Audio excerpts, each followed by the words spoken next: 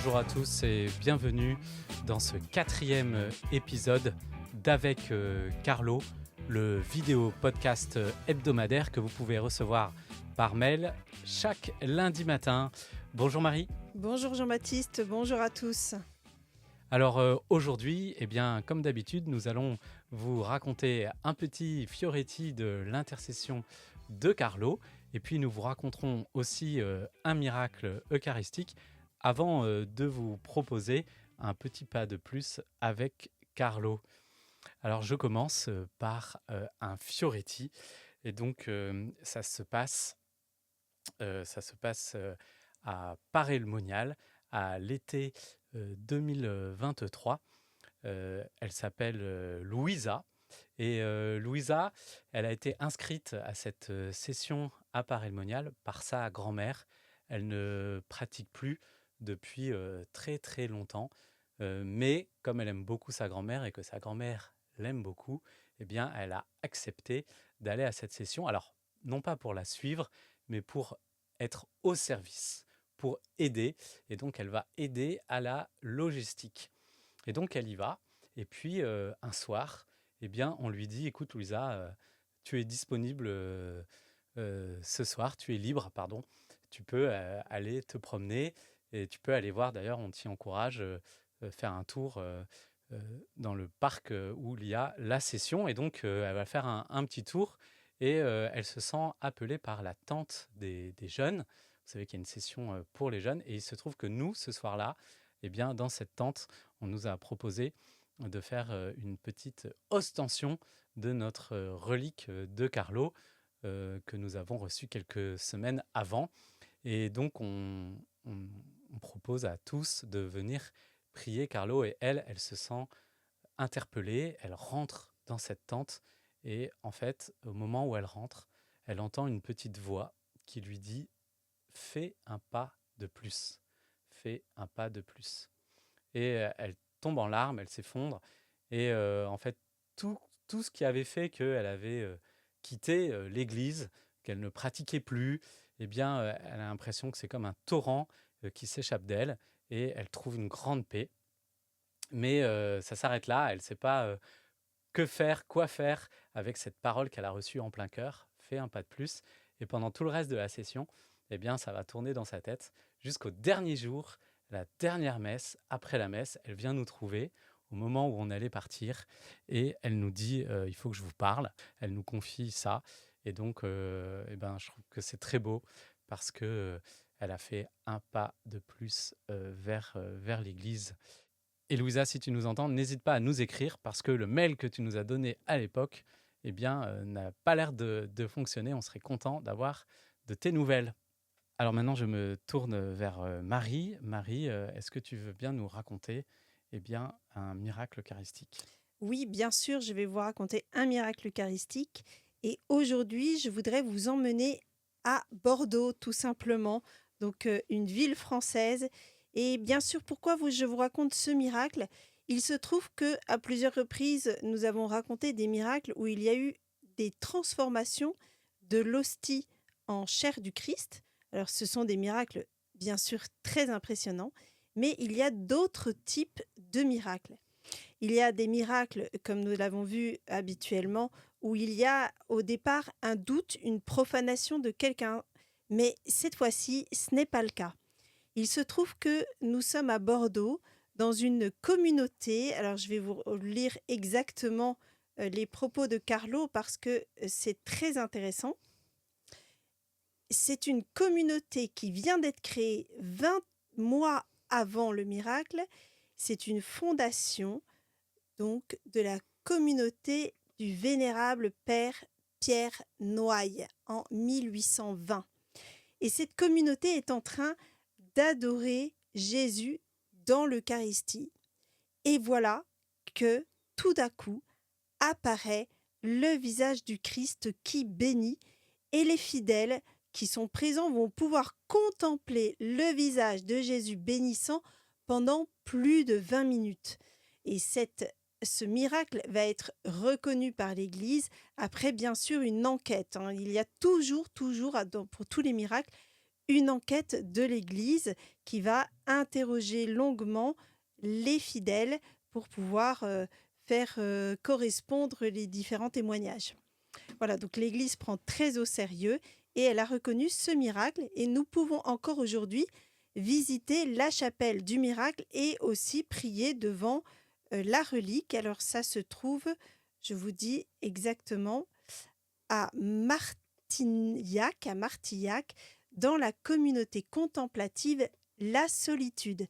Et donc, vous pouvez encore aujourd'hui, si vous habitez Bordeaux, vous pourrez y aller. N'hésitez pas à prier pour nous. Nous serons heureux que vous puissiez nous porter dans votre prière auprès de ce miracle eucharistique qui a eu lieu donc il y a quelques centaines d'années. Alors Marie, autre question.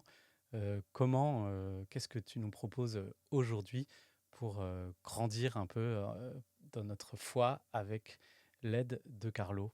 Quel petit pas? Alors, j'ai beaucoup aimé l'histoire que tu as racontée au début, Jean-Baptiste, parce que dans l'histoire de Louisa, nous voyons que la grand-mère a été un peu un intercesseur pour pouvoir aider sa petite fille à cheminer dans la foi. Oui, là, peut-être que la petite fille est venue à Paray-le-Monial juste pour faire plaisir à sa grand-mère, et certainement la grand-mère priait pour que sa petite fille retrouve le chemin de la foi.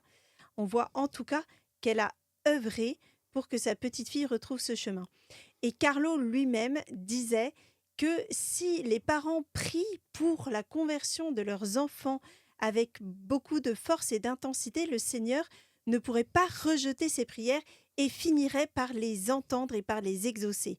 Et donc ça, c'est vraiment cette parole de Carlo que je trouve très forte et que j'aime beaucoup parce que moi-même, je prie intensément pour que mes enfants ont la foi, mais pour qu'ils la gardent, qu'ils la conservent, que ce soit leur plus précieux trésor, parce que c'est notre plus précieux trésor sur la terre, c'est d'avoir Jésus avec nous au quotidien, et puis c'est un jour d'accéder à la vie éternelle. Eh bien, nous voyons aussi, lorsque nous entendons des témoignages à droite, à gauche, il y a beaucoup de témoignages aussi sur Internet, j'ai remarqué que systématiquement, il y avait une petite chose qui revenait à chaque miracle, c'est qu'on s'aperçoit qu'il y a une grand-mère qui priait, une maman, un papa, ou parfois simplement une personne de l'entourage qui prie pour la conversion. Et puis, alors ça peut être une personne qui prie et puis parfois qui invite aussi, bien sûr. Donc, moi, je me dis, voilà, aujourd'hui, pour qui sommes-nous? Le parent, le frère, la sœur, l'ami, et qui devons faire ce petit pas de la prière pour cette personne qui est proche de nous, pour ce fils, pour ce parent. Parfois, c'est nos parents qui n'ont pas la foi. Eh bien, choisissons une personne aujourd'hui et nous allons la porter dans la prière. Alors, bien sûr, la porter dans la prière, ça va être tout d'abord la porter à la messe. Alors moi, je vous donne un exemple. Je trouve que le professeur de musique de mon fils, la prof de violon, est une femme super. Et je me dis, bah, ça serait vraiment chouette qu'un jour, elle puisse rencontrer Jésus. Eh bien, à chaque fois que je vais à la messe, je la présente devant Jésus dans l'Eucharistie. Et je dis à Jésus, regarde cette personne, regarde-la avec ton regard d'amour. Et viens un jour, eh bien, ça peut être par moi, peut-être par mon fils ou par quelqu'un d'autre, venir la toucher et lui permettre de te rencontrer et de choisir, de choisir la vie, de choisir Jésus au quotidien. Voilà. Et donc, nous pouvons chacun, cette semaine, eh bien, réfléchir. Vous pouvez être dans votre prière, choisir une, ça peut être plusieurs personnes. Si vous avez des enfants, ça sera certainement chacun de vos enfants. Mais ça peut être aussi une personne en plus et de décider de prier pour elle de manière sérieuse, j'allais dire. Donc d'y prier à la messe, dans vos intentions de prière, pour pouvoir la porter et la conduire jusqu'au chemin du ciel. Et j'aime à imaginer que plus tard, lorsque nous serons tous réunis au ciel, eh bien, nous aurons comme des petits traits de lumière, des petits fils de lumière qui nous relieront aux personnes pour qui nous avons prié. Et puis elles viendront peut-être nous dire merci parce que la prière que tu as eue pour moi ce jour-là, et puis, eh bien, m'a permis de rencontrer Jésus. Et merci, c'est le plus beau bonheur de ma vie. Amen, amen, Marie. Amen.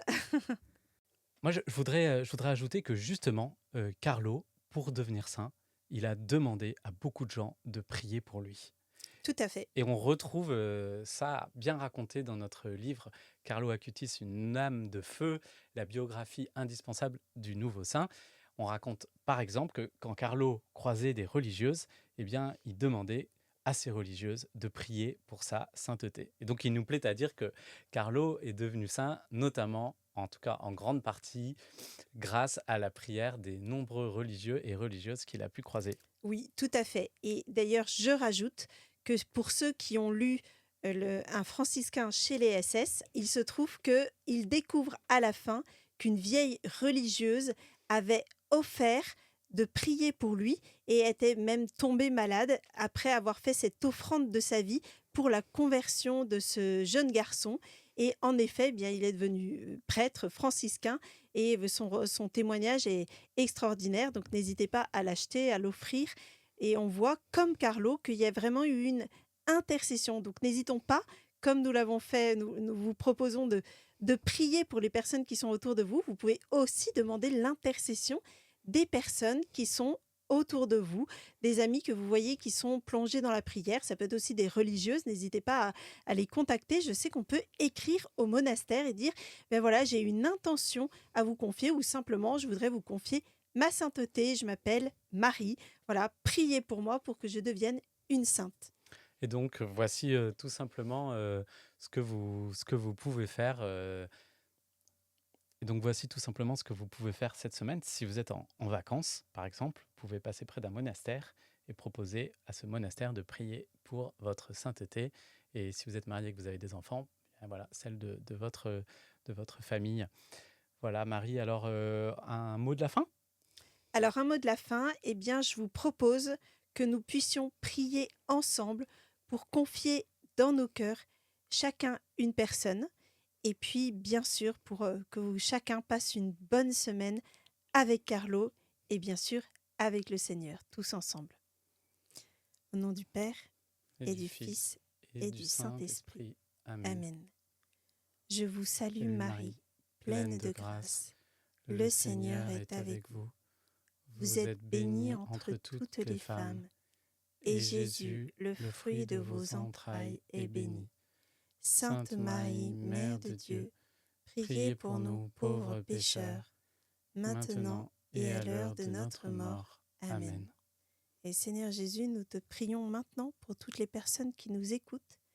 Viens descendre sur elles par ton Esprit Saint. Daigne les bénir, leur apporter ta paix dans toute cette semaine et de leur faire vraiment rencontrer ton amour au plus profond. Nous te prions chacun particulièrement pour une personne dont nous te demandons la conversion. Amen. Amen, oui. Carlo, toi qui es au ciel, près du Seigneur, eh bien, intercède pour nous, intercède pour chacun de nous, pour chacune de nos intentions, pour chacune de ces personnes que nous te confions pour que, à leur tour, effectivement, elles rencontrent Jésus dans leur vie. Amen. Au nom du Père, du Fils, du Saint-Esprit. Amen. Voilà, chers amis, nous arrivons déjà à la fin de ce podcast. Nous vous proposons, eh bien, comme chaque semaine, plusieurs petites choses. Donc, il y a d'abord à retrouver sur notre chaîne YouTube, eh bien, le podcast de notre webinaire avec les éditions Artege cette semaine. Carlo Acutis, une âme de feu. Il y a 40 minutes de topo suivi de questions-réponses avec les internautes. Voilà, si vous voulez vous plonger dans cette biographie de Carlo, dans cette vie pour devenir un plus grand ami de Carlo ici-bas et au ciel avec lui. Et puis on vous propose aussi notre parcours de carême. Donc c'est un parcours de carême qui commence au début du carême, mais qui est en vidéo. Donc une vidéo chaque jour pour grandir en sainteté avec Carlo, voilà, dans l'objectif de la canonisation, parce que vous savez que c'est la canonisation cette année. Exactement, et donc tout le long du carême, nous vous inviterons donc à écouter un miracle eucharistique tous les jours, sauf le dimanche bien sûr, puisque c'est un jour de repos dans notre temps de carême. Et vous aurez aussi la proposition d'avoir une petite méditation autour de la sainteté. Donc nous reprendrons les 7 points de Carlo et nous proposerons des actions concrètes à mettre en place chaque jour pour essayer de progresser. Nous aurons aussi des témoignages de prêtres qui vont nous porter pendant tout le long de ce carême. Et bien sûr, nous proposons d'offrir notre carême pour un prêtre qui se sera inscrit. Voilà, et ça sera certainement un beau parcours ensemble pour avancer vers Jésus. L'inscription est sur www.lightinthedark.info.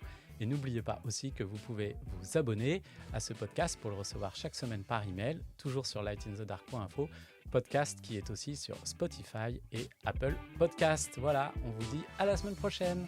À la semaine prochaine. À très Au bientôt. revoir.